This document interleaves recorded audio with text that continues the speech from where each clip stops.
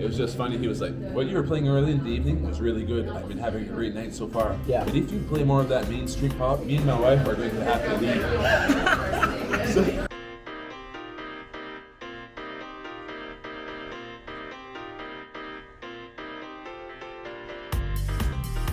Hey, what's happening, everyone?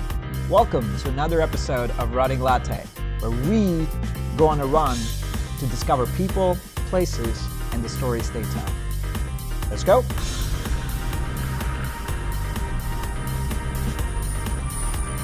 All right, welcome everyone to Running Latte again, and today we have a very special guest, a good friend, a running mate, and a DJ extraordinaire, Justin.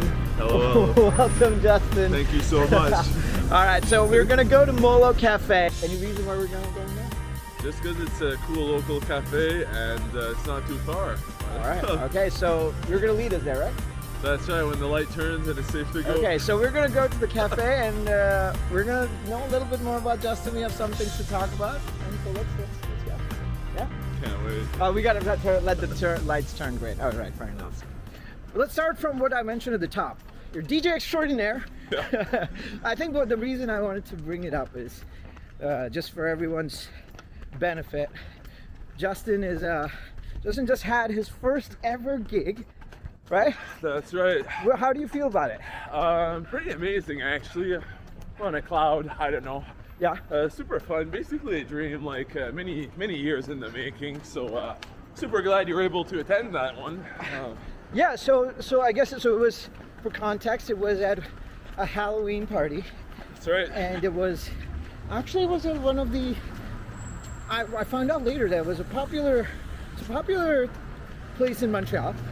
Yeah. St. Elizabeth's Pub. That's right. So yeah, so just so everyone know, we were in Montreal. We were in Griffintown neighborhood of Montreal. How did you get the gig? Yeah, I was curious.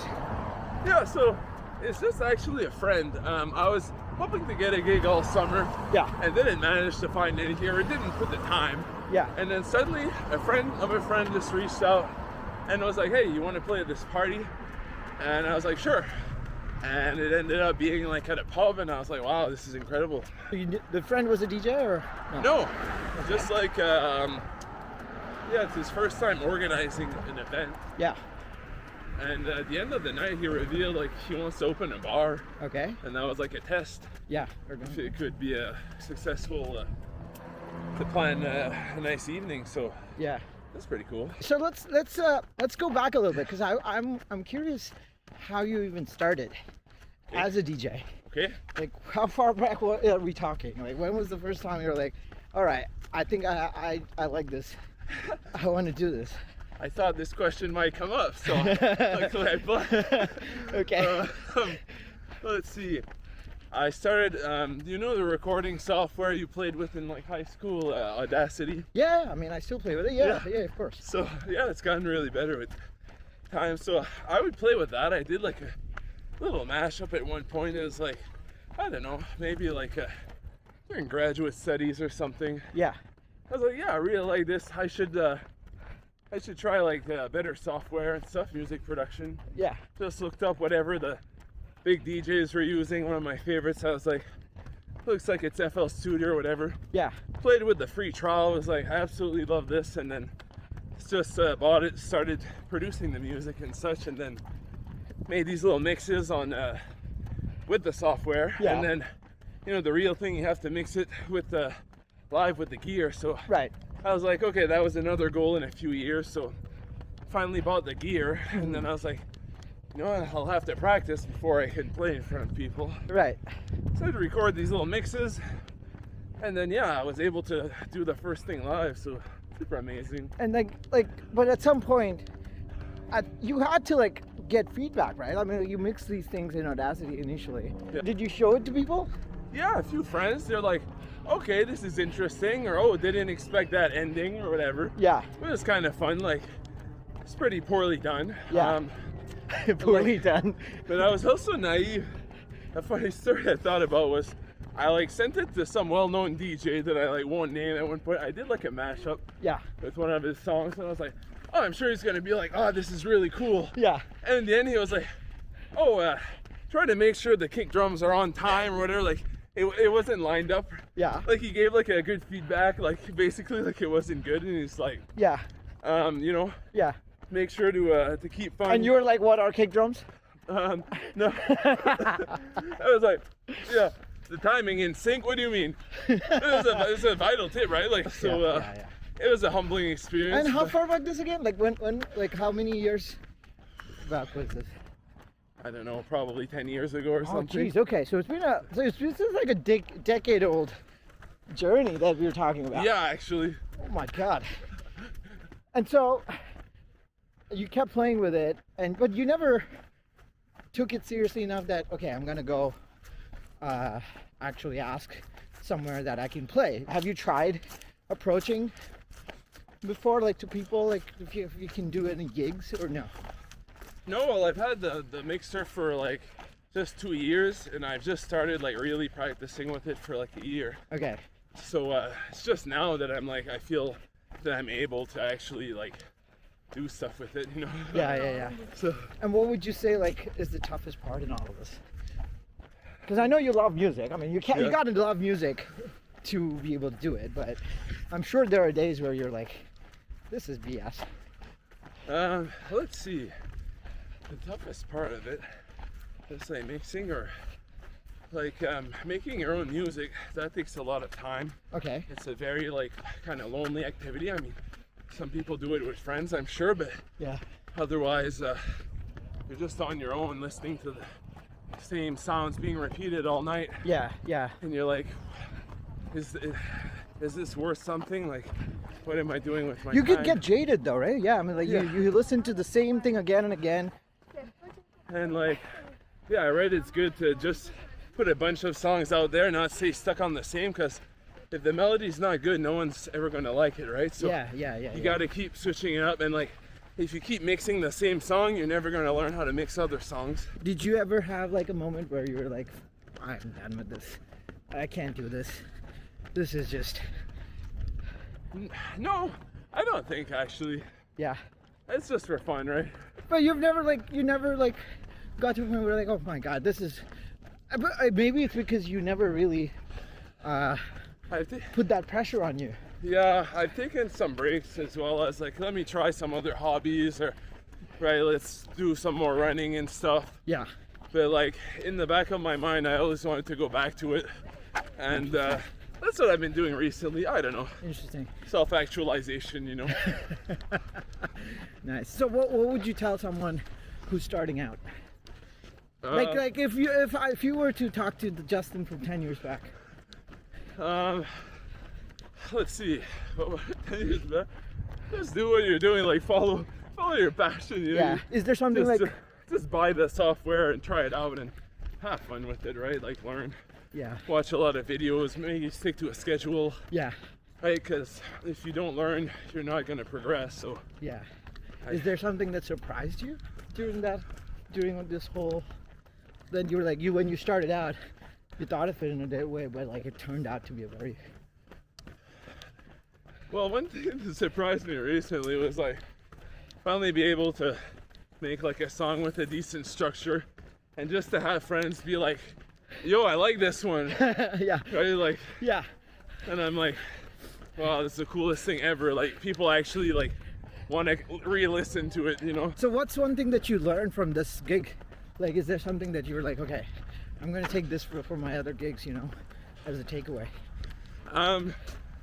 Follow just like I guess the vibe of the party. Like, Yeah. at one point, you know, the house is nice, the spooky music or whatever, Yeah. but people started having many drinks and stuff. They just wanted to groove, you know.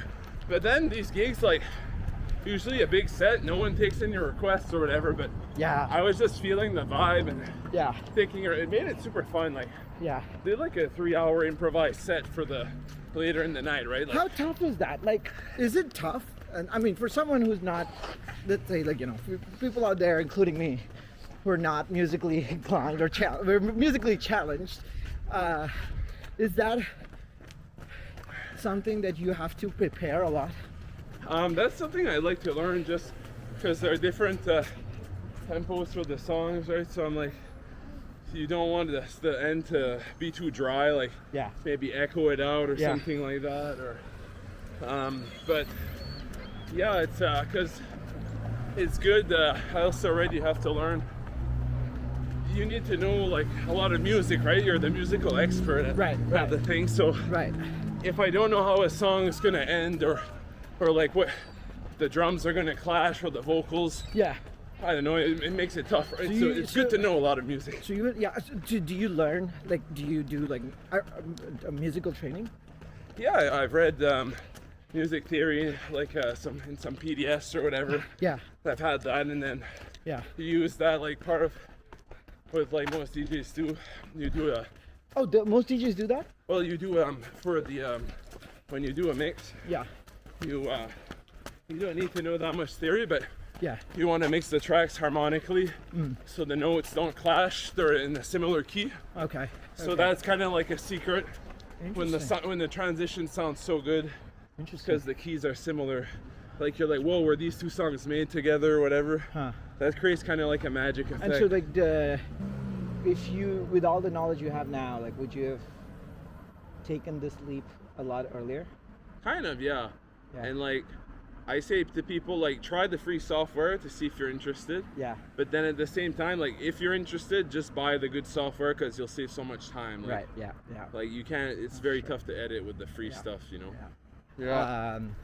Now, so I guess the other thing with feedback, like I remember we talking about feedback from the bar. So how does it work? Like once you do a gig, what's the next thing? Like, do you get feedback from them, or how do you? Well, Go I from don't there. know. The organizer, like I like made a little post. I was like grateful for the evening. Did a little recap. And Yeah, yeah. Organizer reshared. He was like, "This was the hero of the evening," or whatever. I Oh, was he like, did? Yeah, I don't know. It's so fun. So like the feedback, even just during the evening, someone walked up. It's just a flex, no, but someone walked up to the organizer, some guy. Yeah. I don't know. So he walked with the organizer to me, and he was like, "Yo, this guy's from France or whatever," and he's like, he said it's some of the best music he's heard since he's moved to Montreal. He's been here like 6 years, or like maybe like 6 months. And I was like, Yeah. oh man, this is like That's- the best that's- feedback yeah, you that's can ever great. have. Like, Yeah.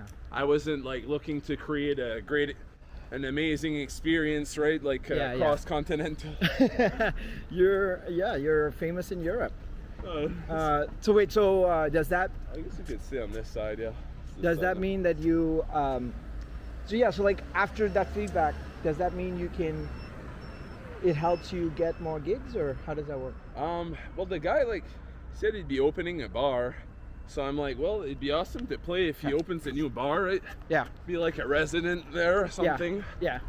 And then he was also like, by the way, he's gonna organize another party in like March. Okay. So like, didn't mention it, but like, I helped the evening be a success, so I think I could be re-invited, you know? Yeah. So, and usually that's how it works. Like you play at one and you kind of meet new people through that, and Yeah. even the same people might invite you again. Yeah, I guess I need to dig through how it works, maybe on Reddit or whatever. But then I met like one of his friends, like is a DJ, right? Yeah. And so like, if he ever needs someone to open up, Yeah. someone is sick or can't make it or whatever, like Yeah. I'd be like, yo, I'll fill in. Uh-huh. So it's cool. I don't know. Like I'm really hoping for this to snowball. You know? It is what makes me fascinated here is you're really just going with the flow. Kind of, right? But at the same time, it's been planned for many years, right? Like it's like a dream, but then like it's starting to happen, and I'm like, oh, right? Like, don't fear the success, I guess. All right, we're finally here. It's been what, ages Yeah. since we left, and If you go in it just for the money, right? yeah. Like, I'm doing it naturally, just like, or whatever, but eventually when I have all this experience, it's gonna be a premium or whatever. I'll always help friends out, you know? But like, if like suddenly Google's like doing a staff party, every DJ in Montreal sick, they're like, we'd like to have you, could you do it for free? I'd be like, I That's think right. you But can like, afford it." do you think? Okay, that's an interesting point. You know, how long should I just keep doing it for free, versus when do I charge? Have you thought about it?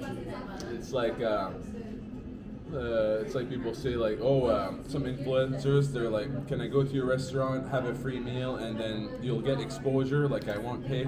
Yeah, exactly. And people like giving feedback. I'm sorry, but I can't pay. My employees can't put food on their table with your exposure, like with exposure to my restaurant. You know, like Yeah. So So you agree with that? I guess, yeah. At one point, right? It makes sense. I don't know. It all depends. I don't know. Like for now, it's just fun, right? Yeah. It's all part of it. So I also read like this is the first time as well, right? There's no quality to be expected from me, right? So but It's kind of freeing in a way. yeah, so I did a good job, and maybe if I was paid, I would have been more nervous, right? But people didn't know that, right? Like the guests, they're like, oh, some guys like, oh, we playing a lot of great tunes earlier, like, but could you play more of this or whatever? But like, Yeah. I was just thinking after, I'm like, guy probably thinks like I was there, like as an employee, right? But I'm actually just a friend. But that's going to change soon. I mean, it would at some point. It will. It has to. If you like a little business, keep it. It has to, because like Just to I'm pay sure for the there are gear, costs. to pay for the gear again and stuff, and invest in songs or whatever, Time. Your time is valuable. Yeah, like eventually, like if I do other gigs or something, right? Like if people want me to go, like, and I don't really feel like it, or like time is limited, but it'll be fun. But yeah, not in it for like the money, but I might be doing a wedding as well. Have you heard about this? No. Tell us about this. Okay. I am doing a wedding of a friend, actually. Just listen to the mixes. They're like, we'd like you to DJ. And I was like, super nervous about this.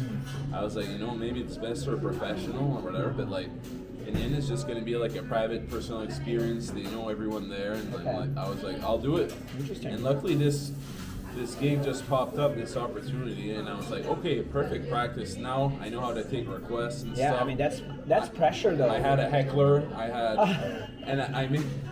Wait, at the party? I made so many mistakes. I don't know that I learned like for like the burlesque dance. I just had to play 3 songs, right? It's like I had one job. How do you mess it up, right? You just have to play. But when they started one of their dances, I had I forget the term, but it adjusts the speed, like the tempo slider, I guess, sort of. But I had slowed down the last song before to like transition into that one or something, or to anyways, and I didn't put it back to like the neutral position. So I hit play and it's just really slowed. So they look at me and I'm like, oh, did I play the wrong song? And they're like, too slow, so they said that? Yeah, they recognized that it was slowed down by like, it was probably like 5%, I don't know, but it's wild. That's wild. So I readjusted it and I cued it again and I hit play. But no, I didn't really get Does that make you nervous? No, not really actually, because it's all done in good faith, I guess. Like, because I'm just like I'm heckling you in good faith. No, I'm hoping that you will listen to me. No, like just because I'm there, like I don't know, I was impressed at how cool I was, anyways. But at the first gig or whatever. But yeah, this guy, the heckler, but it was just funny. He was like, "What you were playing early in the evening was really good. I've been having a great night so far. Yeah. But if you play more of that mainstream pop, me and my wife are going to have to leave." But then he's like, I'm like, yo, what do you want to listen? What do you mean, like no mainstream or whatever? He's like, it's too mainstream. And then he requested, I did a little research before. I'm like, what do people listen to? What are the top chart hits or whatever? And then it was like he requested one of like the top 5 global hits or whatever. So I was like, you sir are contradicting yourself. Yeah, that's mainstream. But I was like, oh yeah, I love that song. And he was like, he felt like he was he felt like he was contributing to the party. Okay. So I played his song. He was super happy, and all the Spanish stuff as well was super fun. It seems like that's a strategy. Like your job is not just to play music. Your job is to please people. I'm sorry. That is. And I played all the requests. Yeah. And I was thinking about it after, like, whenever people go home, like, some ladies, they made like 5 requests or something, but like I played them all. Like, Yeah. how often can they say we went to this party, DJ played all of our songs and talked to us? And, Right. So I That's give them insane. like a personalized experience. Yeah. Does it help to be a little bit more extroverted as a DJ? I've heard that most DJs are kind of introverts. Really? Because they just like Because doing they're it. so lost in the music. Like, Yeah, they're traditionally they're more like geeks. They like, you know, you have to learn about how everything works, the audio and stuff, and you know they play by themselves, or at least that's what like famous DJ like Oliver Heldman said. Like you get your like his social time is like when everyone's there. Like otherwise he's kind of awkward or Right. whatever. Because you know like. Yeah, like I didn't have any ego or whatever, but like some people would be like, no, I can't play that, right? Right, I was right, like, right. let's try it out. Like, Right. I'll listen to it before it plays, you know, to Yeah. make sure it's not the worst thing I've ever heard. No. But like, if people are gonna dance to it, and they did. Like some requests, everyone started dancing. Like I was like, man, I love this song. Like I'm so glad it was requested, right? You wouldn't call yourself just a DJ. You're a music producer. Yeah. Montreal's next hottest music producer and DJ. Stay humble. What's the goal? What's the end goal? I know money is not the end goal, so that's fair. But like in terms of, you know, playing somewhere or meeting someone or playing with someone. The end goal is too restrictive as a question, right? No. True, But true. Right. I'm just kidding, but I guess it makes sense. Like, Or like I see bucket what you mean. list. What's Bucket the list. vision type of thing? Right. You know? Yeah. Like, I just say that like. No, it's a other good point. people- I think that vision is a much better word. Or like, because if you have an end goal and when you reach it, then you have to. What do make you do with another- that? Yeah. I don't know. It's a good thing, right? Like I don't seek fame or wealth or whatever out of it, but like it'd be fun just to have the skills to learn to produce the music I want to produce in my mind, type of thing. If that makes sense. That's deep. Right? Like, because some DJs, like, they get so used to it, they can hum a melody, they know instantly where to lay it out and stuff. And, like, with experience, you can do that. You can create something so quickly. Other DJs also, they listen, they can hear, like, it's like oscillators and stuff, like different settings on the what generates the sound on the software. They can recognize like, oh, I'm hearing a sine wave with a little bit of a sawtooth. Interesting. And I was like, whoa, that's like sound design. Yeah. How long do you work on this on a daily basis? I don't know. Someone asked. I used to put like, I would say like at least like a 10 hours a week or something, or like I don't know, which isn't that much, but it was like it still developed some good skill with it. Yeah. But you do it every day though, like something at least a little bit every day, or I'd like to. It depends on the schedule and stuff, but Right. some good DJ, he was like or producer. He said he would wake up at 5 every morning and make music until 8, and then he goes to his regular job or whatever. But like it makes him so productive because every morning, 3 hours, something happens, right? But does it work that way? Like, is it like a switch you turn on? It's like, okay, I woke up, all right, let's do it, and it just clicks? Or because I feel like it's such a creative thing. If you always wait until you feel creative, you're always gonna postpone it, like because I've had some melodies that are come in my mind, Yeah. and I've recorded it on my phone. Oh, so that's the process. So if something comes to you, you record it down. Yeah, I'm like do something, whatever, and then Right. and just to remember, because I'm like, hey, this is a pretty cool idea, and if I could translate it, and what would make a cool video would be to take an extract of that recording or the audio and then show what the final product is. Before right? and after. Right, Yeah, like yeah, it yeah. started with a hum and then you turn it into a. That's interesting. Hey, this has been really fun, Justin. Thank you so much for.